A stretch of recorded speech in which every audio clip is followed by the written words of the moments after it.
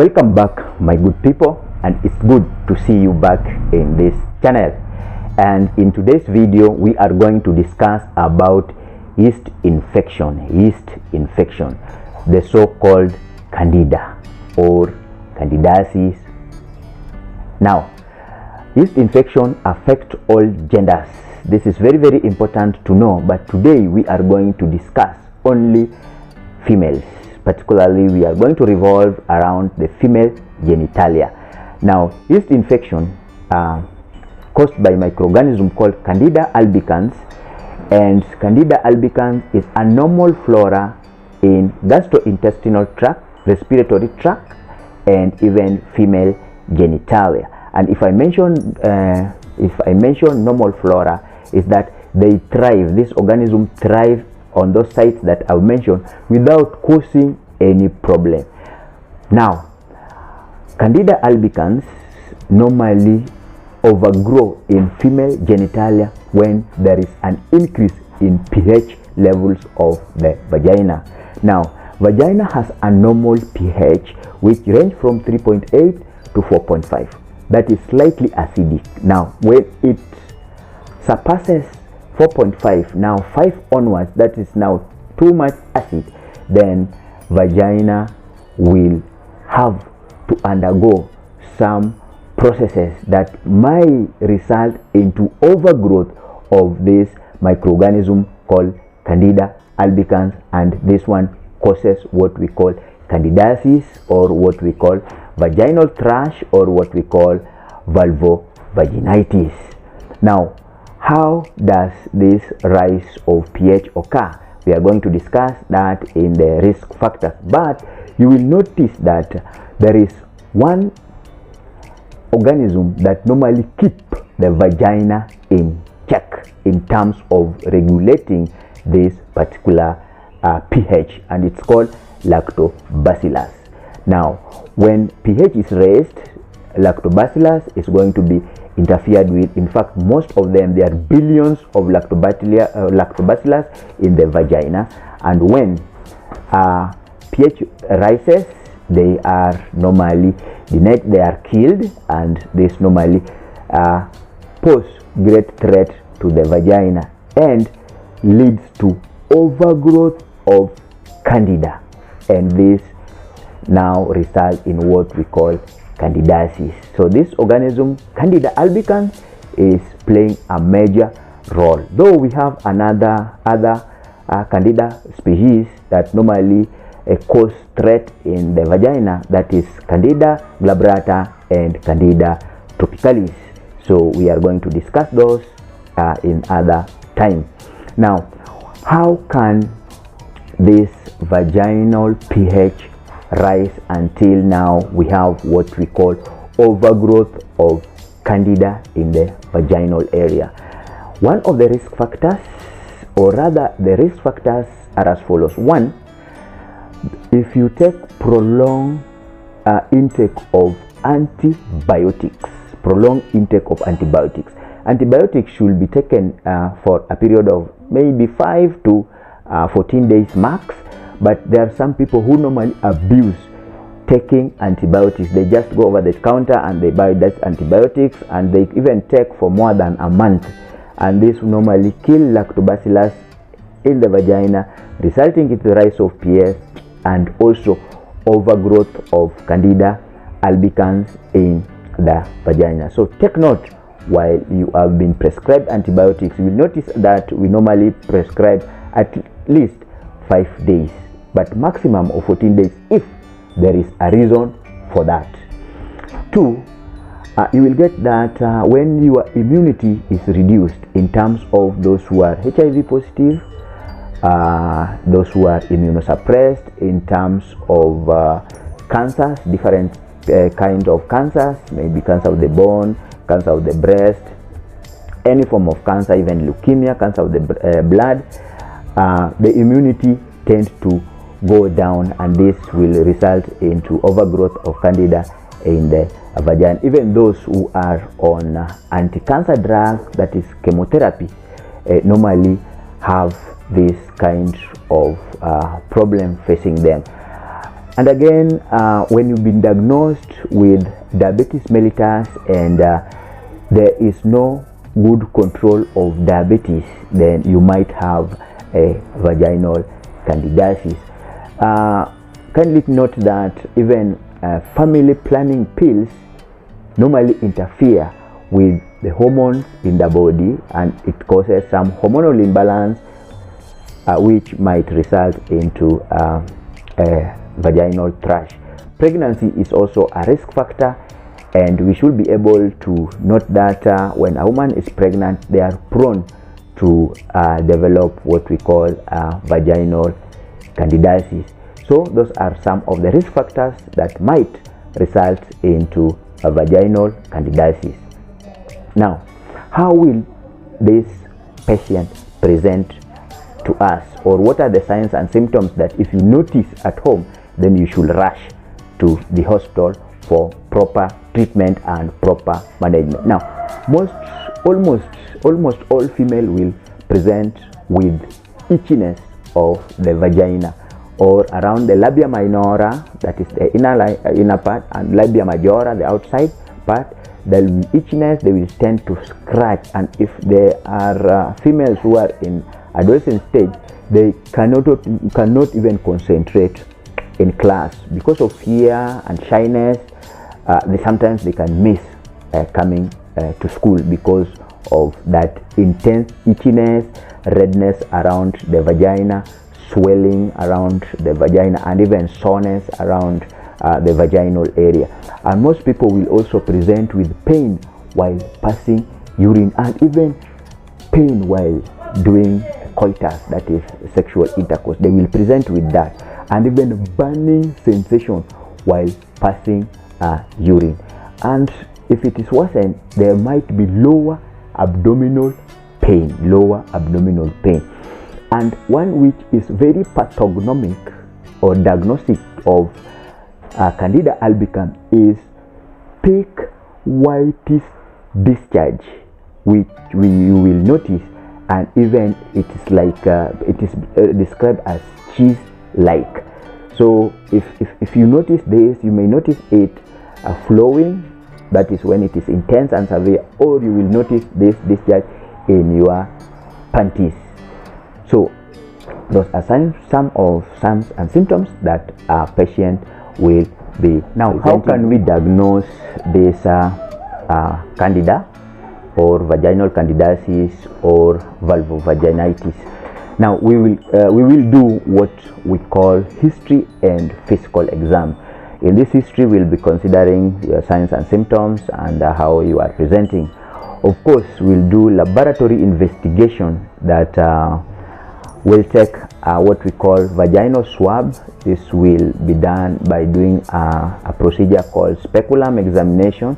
Then in that manner, we'll be able to take some samples from your vaginal area and take to the laboratory for investigation. And we might also do blood culture and even urine analysis, or what we call urinalysis. And this manner, we are interested in looking at this particular organism called Candida albicans, or other species of Candidiasis, as I have mentioned earlier. Urine culture or even blood culture might take long, but eventually we'll be able to manage you very. Now, prevention of vaginal candidiasis is very simple. First of all, we are advising our ladies that when they are going to the toilet, or latrine, and when they are wiping themselves, they should be wiping themselves from front to back, not back to front. Because even if you do wiping from back to front, you also be introducing other microorganisms, and the topmost, the one that normally causes urinary tract infection, is called Escherichia coli, the one so-called E. coli, and it's normally thriving best in the anus. And when you are wiping yourself, take note that you wipe from front to back so that you don't introduce this particular organism to your vagina. Note that Escherichia coli also interferes with the pH of the vagina, and this might result into vaginal candidiasis. Also, change your tampons or pads regularly, and when you are from workout or gym, make sure you change all those your clothes. And always drink yogurt. Drink yogurt because of those lactobacillus that we are looking around. They have good bacteria, and also we are advising you to take probiotics. And one that we normally have in the market, we normally prescribe Cosflora and Vitadox. So those are available in the market, and they contain billions of microorganisms that are very good bacteria, and this one encourage thriving best and multiplication of lactobacillus in your vaginal area. Always avoid antibiotics, and only take antibiotics when you have a prescription from your clinical officer, doctor, or even a nurse. And if you are diabetic, make sure that you control your blood sugar. And if you do not know how to control your blood sugar, kindly please visit your hospital nutritionist so that you can be counseled about diabetes mellitus and how you can manage and how you can. Most ladies normally make a mistake of dodging their vaginal area, that is washing their vagina with jig, or washing their vagina with some fluids that they buy to the market.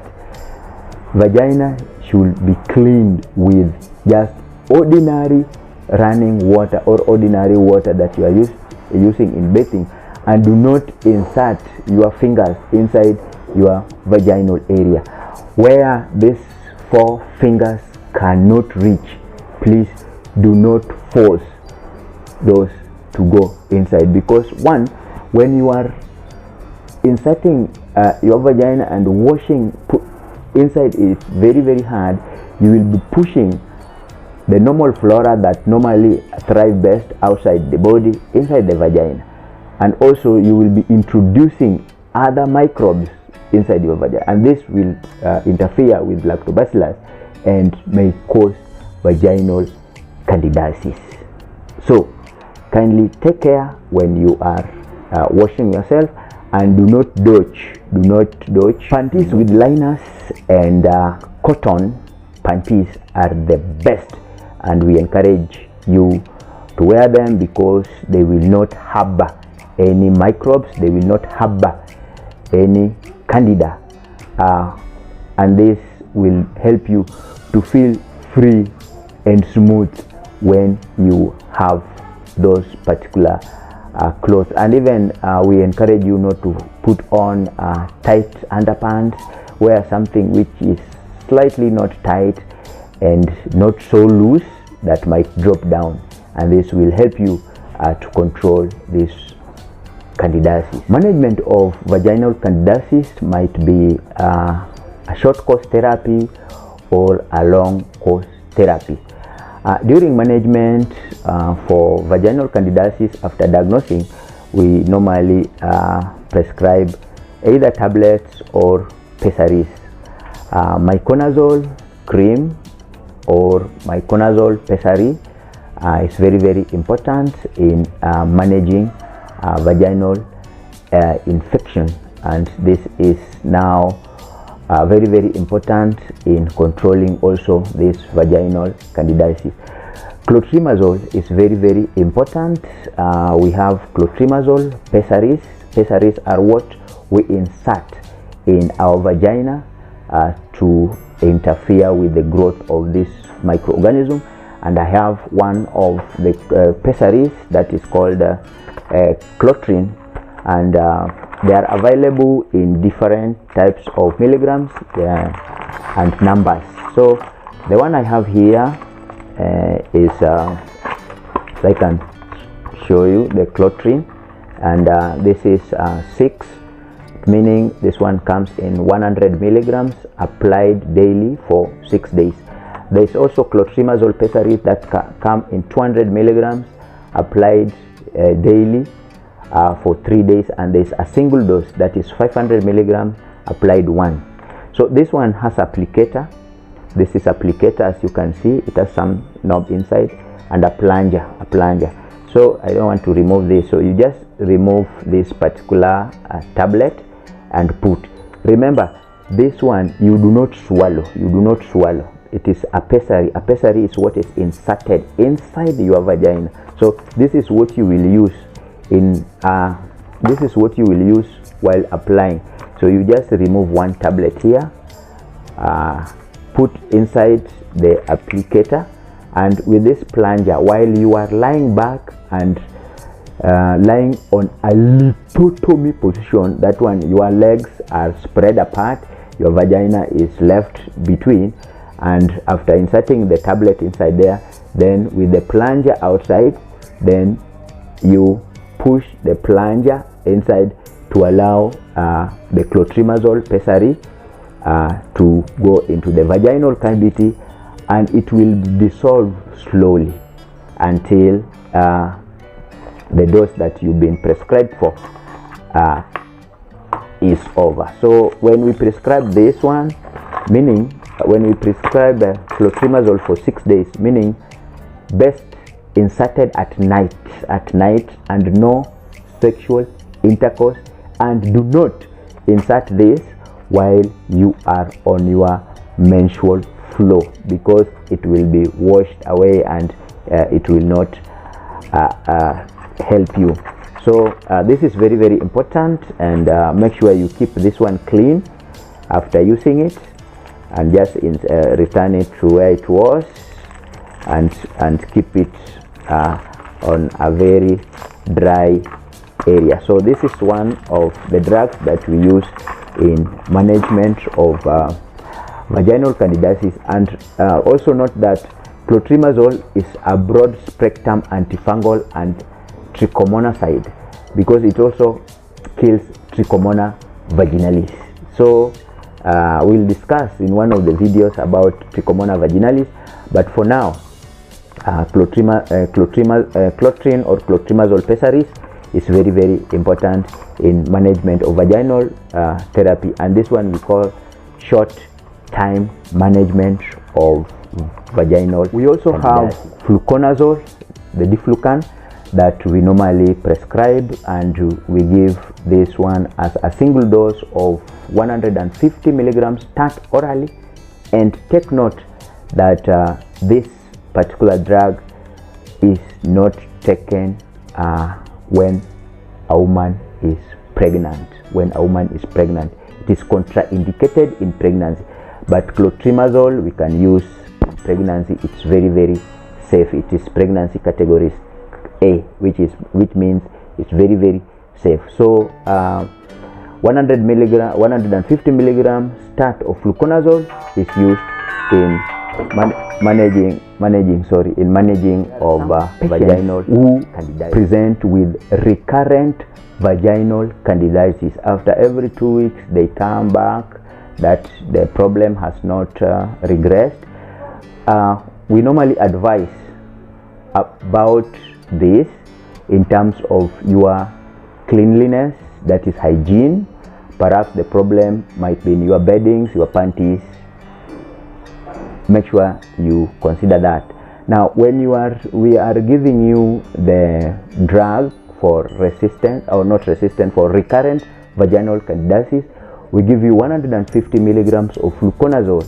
You take from day 1 to day 14, and now we give you 150 milligrams weekly for 6 months. It's a long-term therapy for recurrent vaginal. When one presents with recurrent vaginal candidiasis and within 6 months we are not seeing any change, then we start suspecting some 2 species that I mentioned earlier of Candida to be causing or to be affecting the vaginal area. That is Candida tropicanalis and Candida glabrata.